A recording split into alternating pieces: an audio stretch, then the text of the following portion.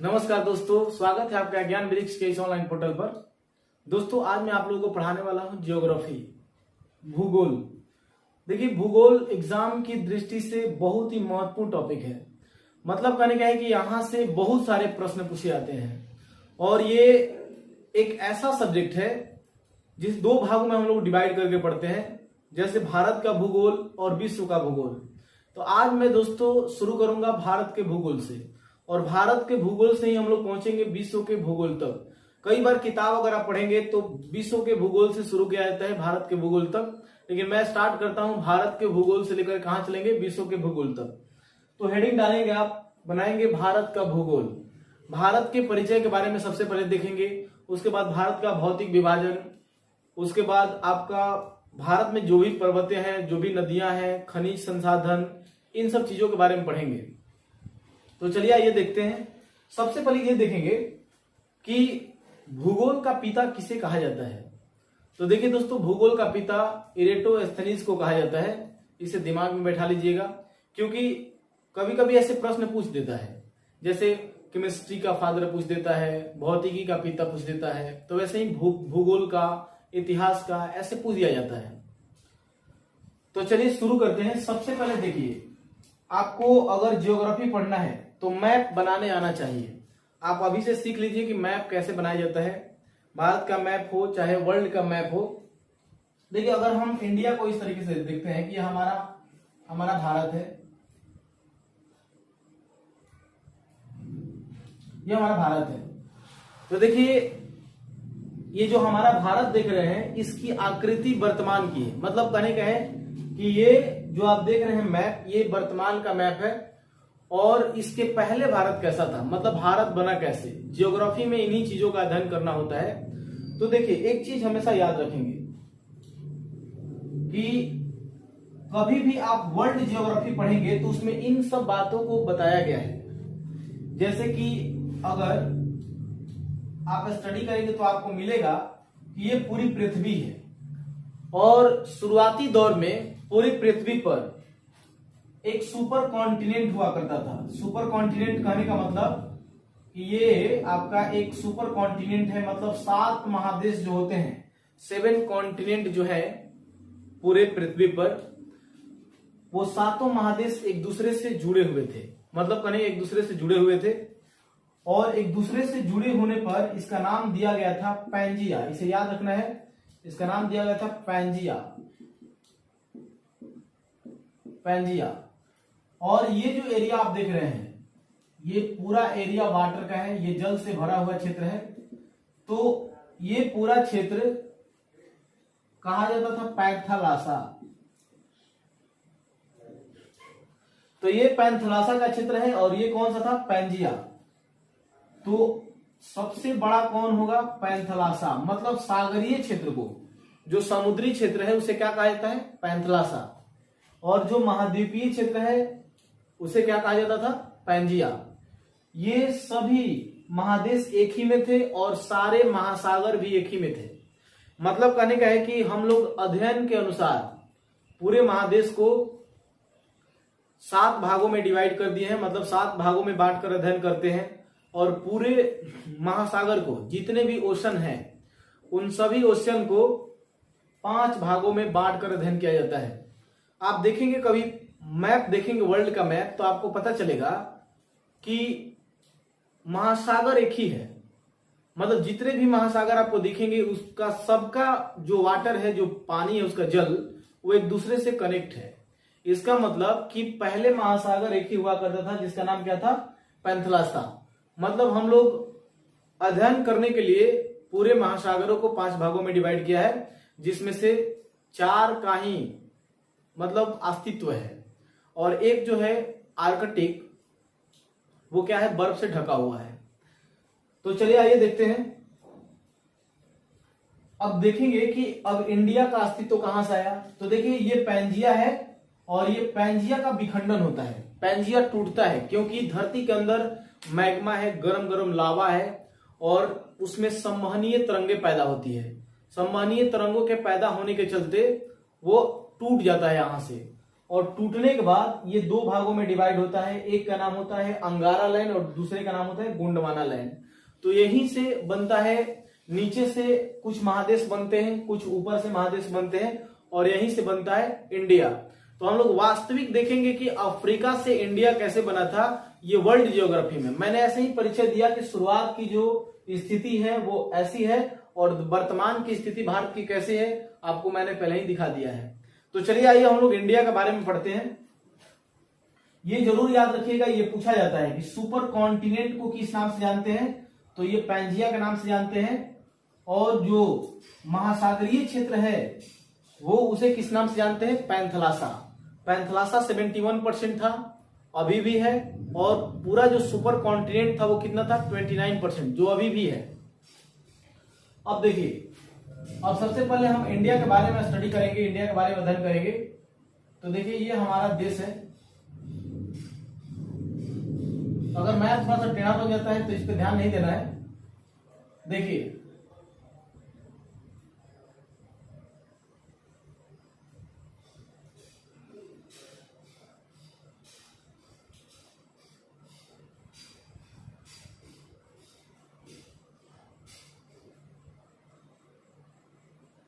देखिए अगर इस एरिया को आप देखते हैं तो ये एरिया कौन सा है। अगर ये पूरा भारत का क्षेत्र आप देख रहे हैं तो ये एरिया कौन सा है और ये एरिया कौन सा है। एक बात हमेशा याद रखिएगा कि ये जो क्षेत्र आप देख रहे हैं, ये मैं लाइन जो खींच रहा हूं यहां से, इसके ऊपर अरबियन कंट्री है, मतलब कहने का है कि अरब देश है। जैसे आप यहां से बढ़ेंगे, यहां से इधर बढ़ेंगे तो आपको Pakistan, Afghanistan, Iran, Iraq, Kazakhstan, Turkmenistan, Syria, ये सारे देश मिलेंगे, तुर्की। नीचे का ये स्थलीय भाग है, ये लैंड मास का एरिया है, इसे याद रखना है। और ये जो एरिया आप देख रहे हैं ये कौन सा क्षेत्र है, तो ये अरब सागर का क्षेत्र है, ये अरब सागर है।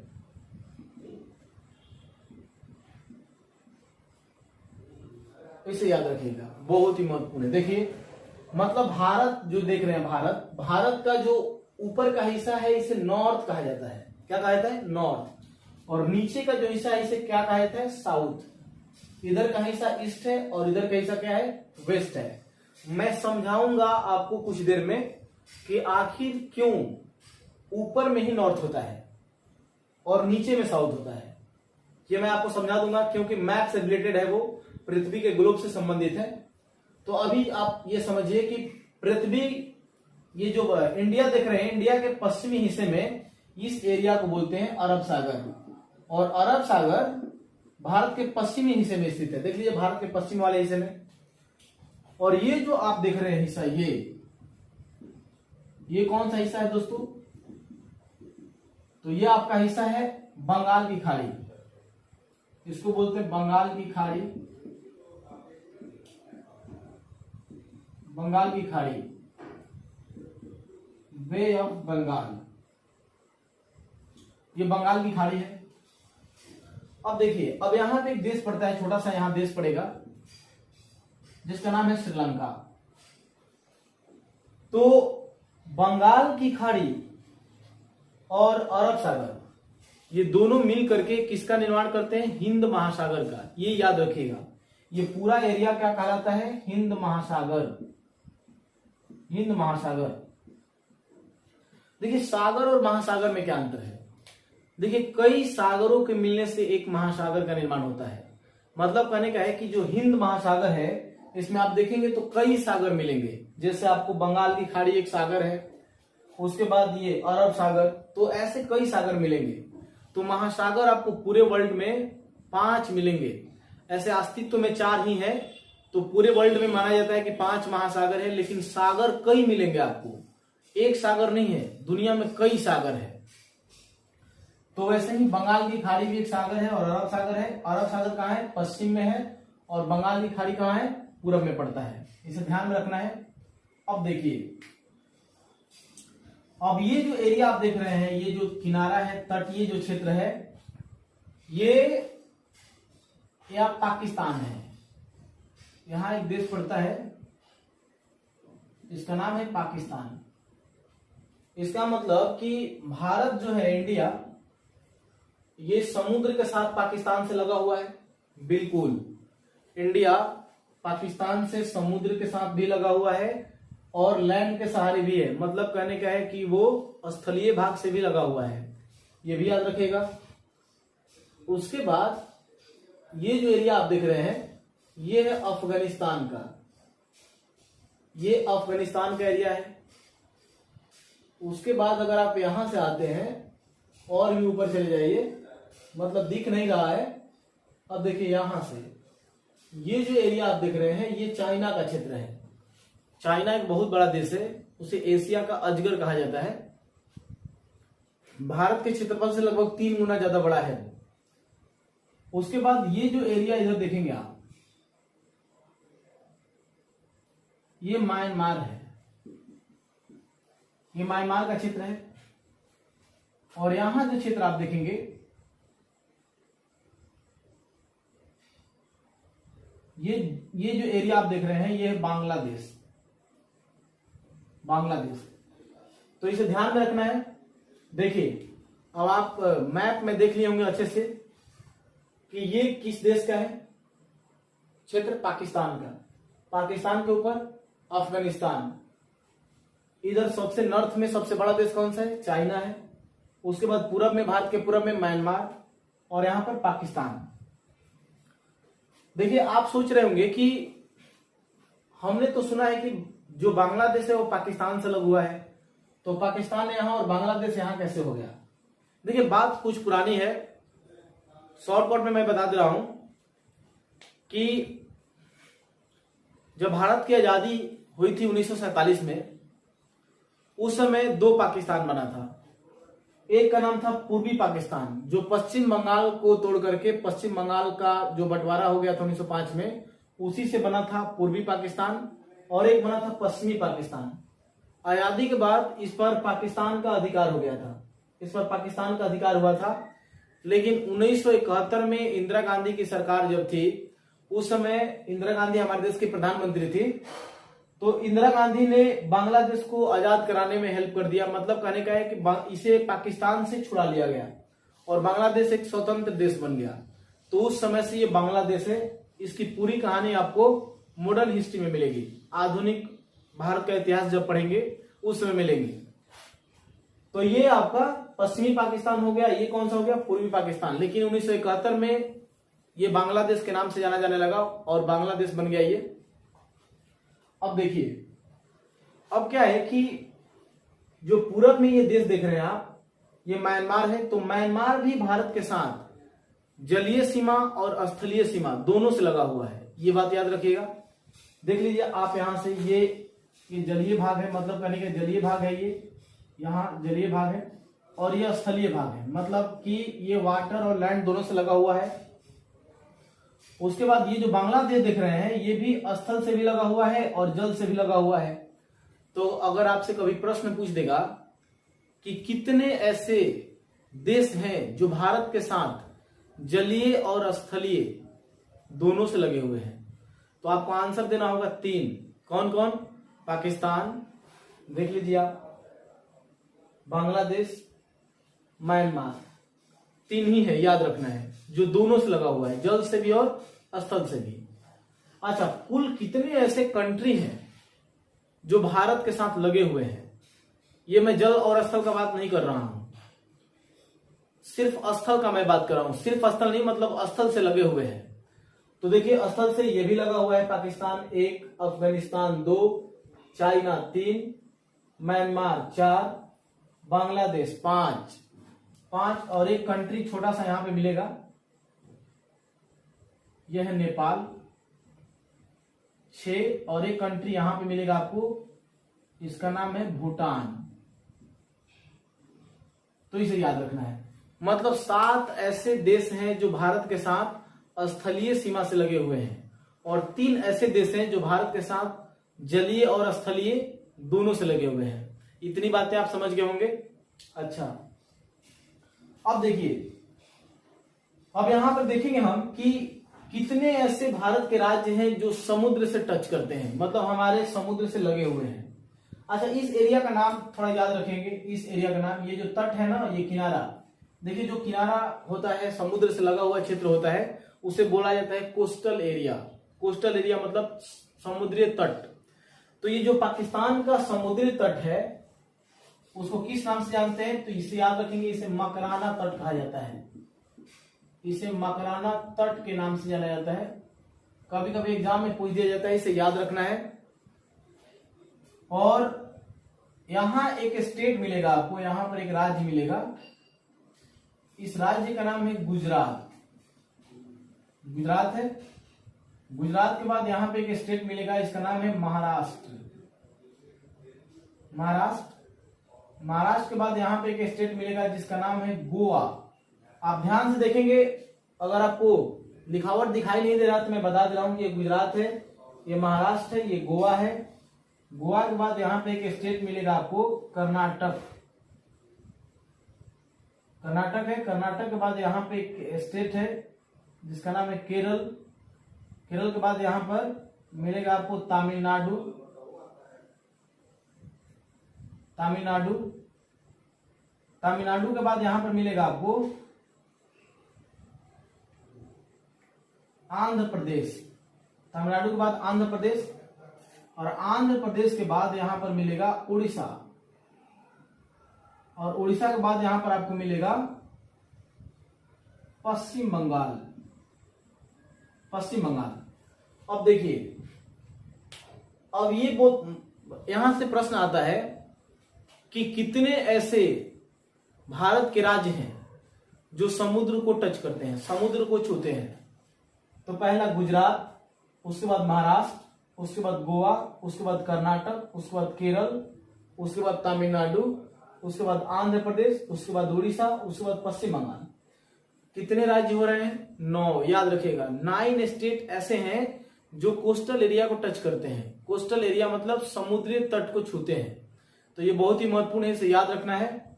अच्छा, ये कुल कितने हुए? 9 राज्य। तो भारत के कुल 9 राज्य समुद्र तट से लगे हुए हैं, याद रखना है। कुल 9 राज्य समुद्र से। अच्छा, अब कभी कभी प्रश्न ये पूछा जाता है कि यहां से अगर शुरू करते हैं आप, यहां से, तो यहां से लेकर के पूरा यहां तक भारत की तटीय लंबाई कितनी है? Total coastal length of India, Bharat की कुल तटीय लंबाई कितनी है? देखिए, एक होता है कुल टोटल, और एक होता है मुख्य भूमि का टोटल। देखिए, ये जो एरिया आप देख रहे हैं ना, ये एरिया भारत का मुख्य भूमि है, याद रखिएगा। ये मुख्य भूमि है, और ये बाकी इधर आपको मिलेंगे आइलैंड, जैसे बंगाल की खाड़ी में अंडमान निकोबार और लक्षद्वीप भी मिलेंगे। तो कहने का मतलब कि इन सारे आइलैंड को, सारे द्वीप को भी जोड़ लीजिएगा आप, तो इसे क्या कहा जाएगा? भारत का कुल। लेकिन भारत का सिर्फ इतना ही अगर आप देखेंगे तो इसे क्या कहा जाता है? मुख्य भूमि। तो एक बात हमेशा याद रखिएगा कि भारत की मुख्य भूमि की कुल तटीय लंबाई, मतलब यहां से लेकर पूरा यहां तक के एरिया तक की लंबाई, ये होती है मुख्य भूमि की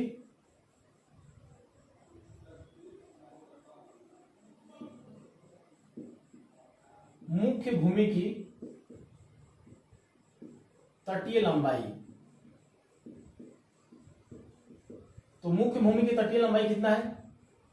6100 किलोमीटर। याद रखिएगा, बहुत ही VVI है, याद रखेंगे इसे कि भारत की मुख्य भूमि की कुल तटीय लंबाई कितनी है?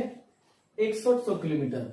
लेकिन अगर पूछ दिया कि भारत की कुल तटीय लंबाई कितनी है, तो आपको जोड़ना पड़ेगा। यहां पर अरब सागर में एक पड़ता है लक्षद्वीप, इस लक्षद्वीप के पूरे एरिया को भी जोड़ना पड़ेगा।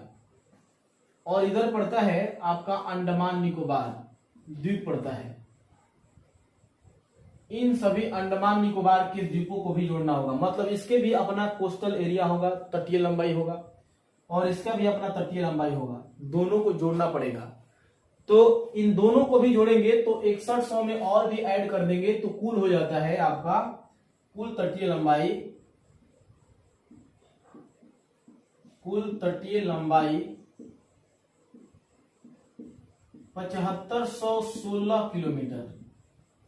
याद रखिएगा, भारत की कुल तटीय लंबाई कितनी है? 7516 किलोमीटर। देखिए एग्जैक्ट होता है 7516.6 किलोमीटर, लेकिन अगर आप 7500 किलोमीटर भी याद रखते हैं तो आप एक जानकार आदमी हैं। मुख्य भूमि की कुल तटीय लंबाई कितनी है? 6100 किलोमीटर। और भारत की कुल तटीय लंबाई कितनी है? तो 7516.6 किलोमीटर। पूरा याद नहीं रख रहा है, 7500 किलोमीटर याद रखिए। अच्छा, अब देखिए ये यहां से लेकर के यहां तक समुद्री लंबाई थी, मतलब समुद्र से लगा हुआ, कि भारत का कितना क्षेत्र समुद्र से लगा हुआ है, तो इसे याद रखना है। अब उसके बाद ये जो 9 राज्य समुद्र से लगे हुए हैं, इन 9 राज्यों में से कोई ना कोई राज्य ऐसा होगा जिसकी समुद्र तटीय लंबाई सबसे ज्यादा होगी। ये दिमाग में प्रश्न आ रहा होगा कि ये जो 9 राज्य है, इन 9 राज्यों में से कोई ना कोई राज्य ऐसा होगा जिसकी समुद्र तटीय लंबाई सबसे ज्यादा होगी। तो ये राज्य कौन हो सकता है? गुजरात। याद रखिएगा, गुजरात की तटीय रेखा, मतलब गुजरात की सबसे लंबी तटरेखा है, गुजरात की सर्वाधिक, ऐसे पूछा जाता है, सर्वाधिक लंबी तटरेखा वाला राज्य, रेखा वाला राज्य,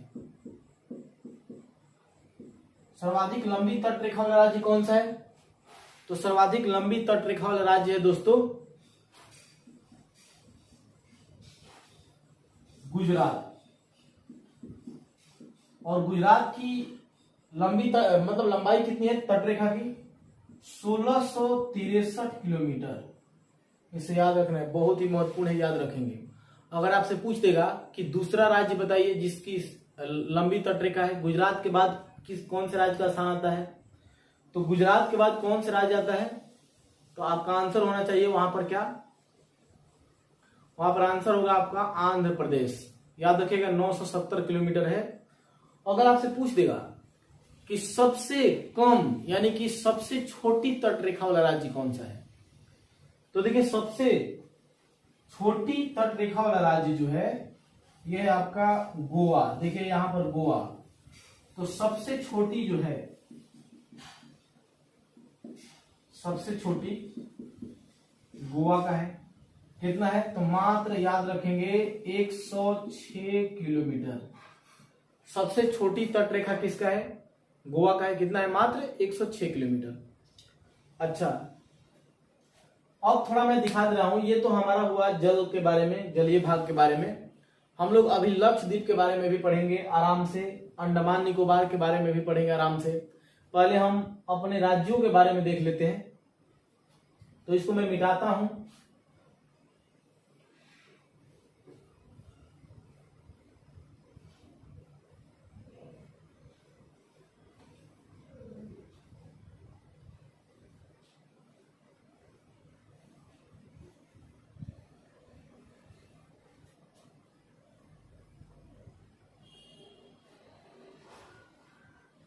अब देखिए, अब जैसे कि हमने जलीय के बारे में पढ़ा, वैसे ही हम लोग पढ़ेंगे लैंड मास के बारे में, स्थलीय के बारे में पढ़ेंगे।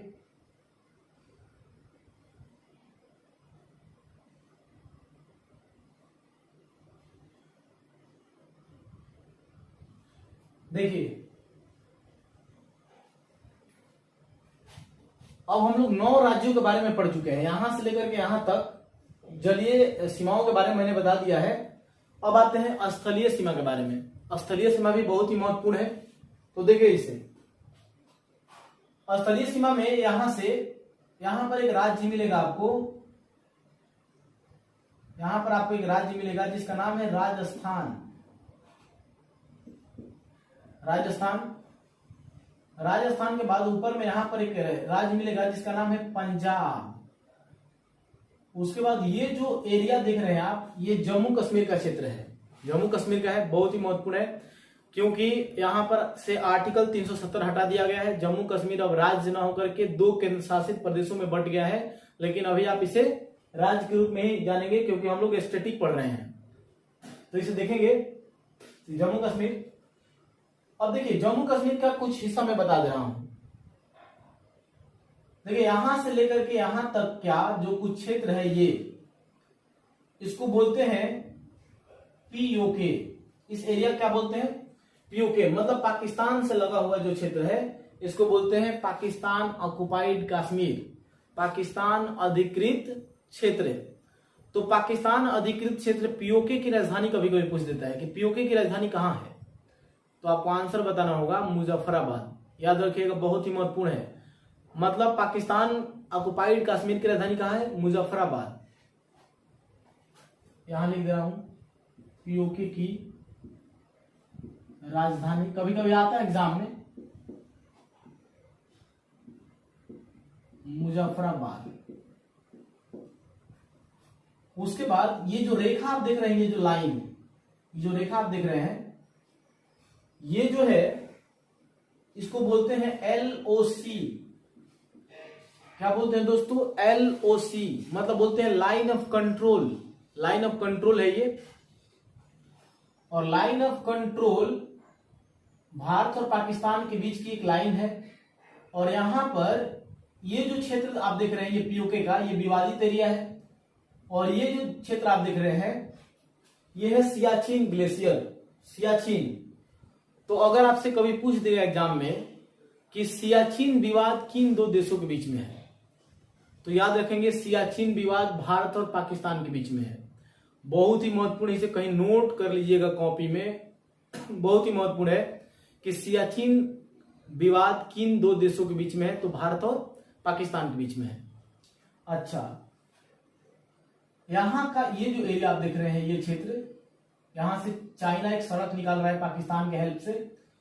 और यहां से जो अफगानिस्तान का क्षेत्र मैंने दिखाया था, अफगानिस्तान का, तो जो अफगानिस्तान है वो डायरेक्टली हमारे मतलब देश से नहीं लगा हुआ है, वो विवादित क्षेत्र से लगा हुआ है। अगर पूछ देगा आपसे प्रश्न कि स्वतंत्र भारत के साथ लगा हुआ सबसे छोटा देश, तो आंसर होगा भूटान।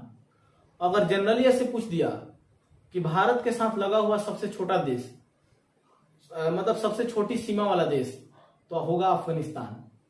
क्योंकि अफगानिस्तान विवादित एरिया से लगा हुआ है, स्वतंत्र भारत से नहीं लगा हुआ है, विवादित एरिया से। ये जो हिस्सा आप देख रहे हैं इसको बोलते हैं हम लोग, इसको बोलते हैं अक्साई चीन।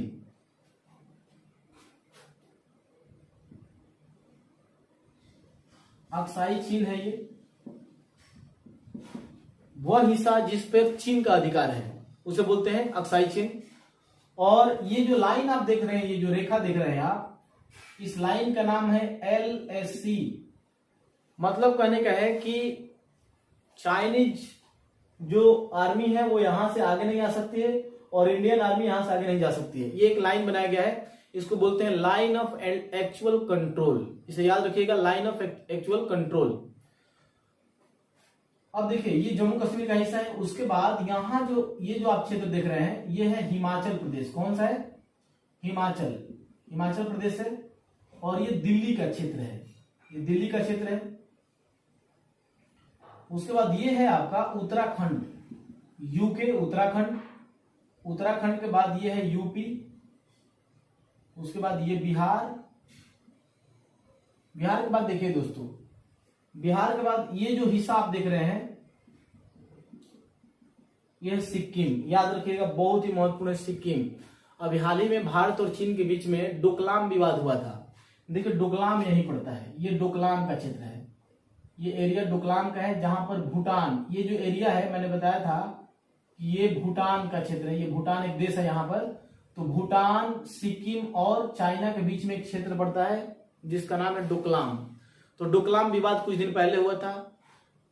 यहां पर ये नेपाल का एरिया है, ये नेपाल है। तो अगर आपसे कभी प्रश्न पूछ देगा कि भूटान तथा नेपाल के बीच में स्थित राज्य कौन सा है, तो आंसर क्या होगा आपका? आंसर होगा आपका भूटान और नेपाल के बीच में सिक्किम। याद रखेंगे, बहुत ही महत्वपूर्ण है। अच्छा, उसके बाद हम आगे बढ़ते हैं। तो यहां पर एक स्टेट पड़ेगा, यहां पर असम, ये अरुणाचल प्रदेश का एरिया है, अरुणाचल प्रदेश का एरिया है। और ये है असम, ये असम है, असम। और असम के बाद यहां पड़ता है आपका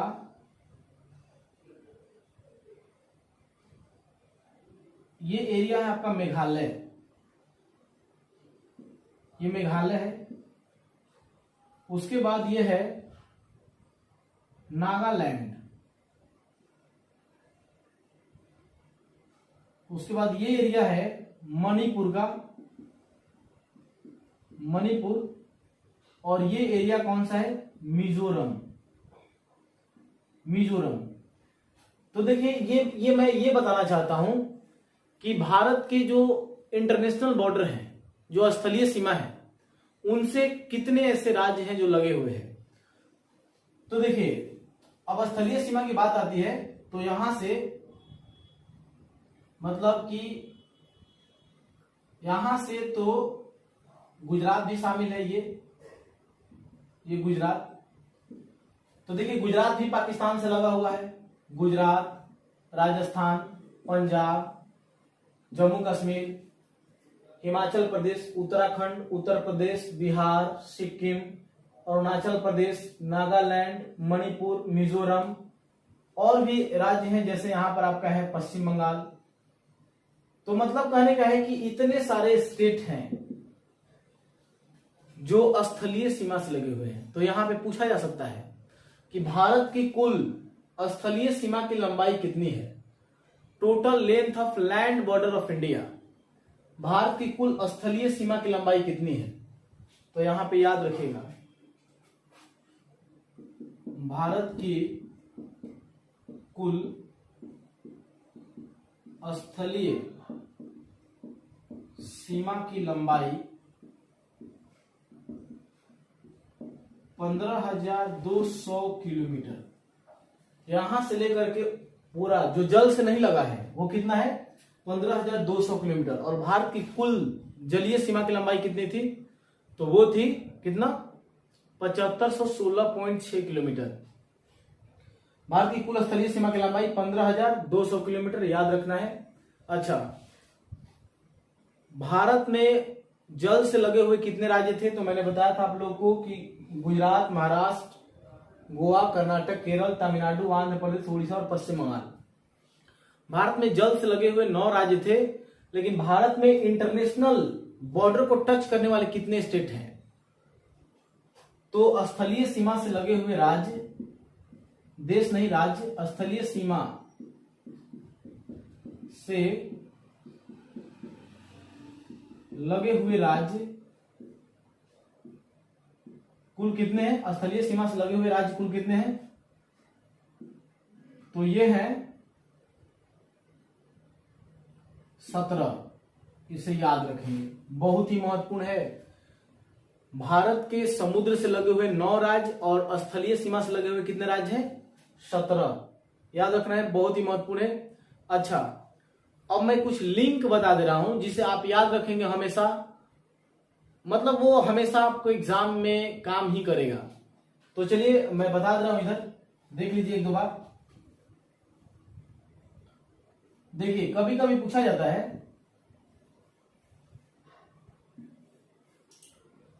कि पाकिस्तान से कौन कौन से राज्य टच करते हैं? पाकिस्तान से, तो पाकिस्तान से कौन कौन से राज्य टच करते हैं? तो देखिए यहां पे गुजरात है, राजस्थान है, पंजाब है और जम्मू कश्मीर है। इधर पाकिस्तान पड़ेगा। तो गुजरात, राजस्थान, पश्चिम बंगाल और जम्मू कश्मीर कितने राज्य हुए? 4। तो यहां पे लिख सकते हैं पंगू, पंगू राज्य। ये लिंक याद रखिएगा, पंगू राज्य। पंजाब, गुजरात, राजस्थान और जम्मू एंड कश्मीर। तो ये 4 राज्य ऐसे हैं जो पाकिस्तान से लगे हुए हैं। उसके बाद आगे देखते हैं, अगला है यहां पर अफगानिस्तान। तो देखिए अब अफगानिस्तान से सिर्फ लगा है जम्मू कश्मीर। मैंने अभी बताया कि अफगानिस्तान पीओके से लगा हुआ है, तो जम्मू कश्मीर में पीओके का हिस्सा आता है, तो अफगानिस्तान पीओके से लगा है, इसका मतलब कि अफगानिस्तान जम्मू कश्मीर से लगा है, तो एक ही राज्य लगता है जम्मू कश्मीर से। उसके बाद चाइना की बात आती है, तो याद रखेंगे चीन से लगा हुआ राज्य, चीन से लगा हुआ राज्य, तो चीन से कौन कौन से राज्य लगे हुए हैं, तो देखिए लिंक याद रखेंगे, अरुण उतर जा हिमालय से, याद रखेंगे अरुण मतलब अरुणाचल प्रदेश, अरुणाचल प्रदेश, उत्तर मतलब उत्तराखंड, उत्तर प्रदेश नहीं, क्योंकि उत्तर प्रदेश देखिए ये जो उत्तर प्रदेश है ये सिर्फ नेपाल से लगा हुआ है, और उत्तराखंड जो है ये चीन से लगा हुआ है, तो यहां पे उत्तराखंड हो जाएगा, उत्तराखंड। उसके बाद जम्मू एंड कश्मीर, हिमालय मतलब हिमाचल प्रदेश, हिमाचल प्रदेश। उसके बाद स सिक्किम। तो इतनी बातें याद रखिएगा। अरुण उतर जा हिमालय चीन से लगा हुआ राज्यों का लिंक है। अरुण मतलब अरुणाचल प्रदेश, उत्तर मतलब उत्तराखंड, जा मतलब जम्मू कश्मीर, हिमालय मतलब हिमाचल प्रदेश, और स सिक्किम। ये एग्जाम में बड़ा काम करता है, इसे याद रखना है। अगला है, यहां पर मिलेगा आपको भूटान। भूटान से कौन कौन सा राज्य लगता है, भूटान से लगा हुआ राज्य, तो इसे याद रखेंगे लिंक आसिक आप। देखिए यहां अ से हो जाएगा असम, सिक मतलब होता है सिक्किम, फिर अ से हो जाएगा अरुणाचल प्रदेश,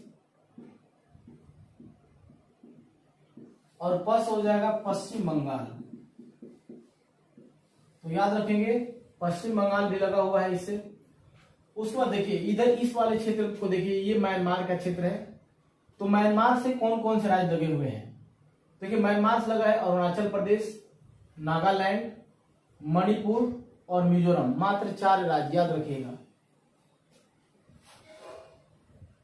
तो याद रखेंगे म्यांमार से लगा हुआ राज्य, म्यांमार से कौन कौन से राज्य लगे हुए हैं, तो मम्मी आना, ये लिंक याद रखेंगे, मम्मी आना। म से मणिपुर, मी से मिजोरम, अ से अरुणाचल प्रदेश, और ना से नागालैंड। तो इसे याद ही कर लीजिएगा, बहुत ही महत्वपूर्ण है, एग्जाम में बार बार पूछा जाता है। मैं बार बार कर रहा हूं कि अगर ये लिंक आपको याद रखे रहेगा तो कोई दिक्कत नहीं होगी। उसके बाद आगे यहां पे आता है बांग्लादेश, ये एरिया बांग्लादेश का है। तो देखते हैं बांग्लादेश से कौन टच करता है। बांग्लादेश से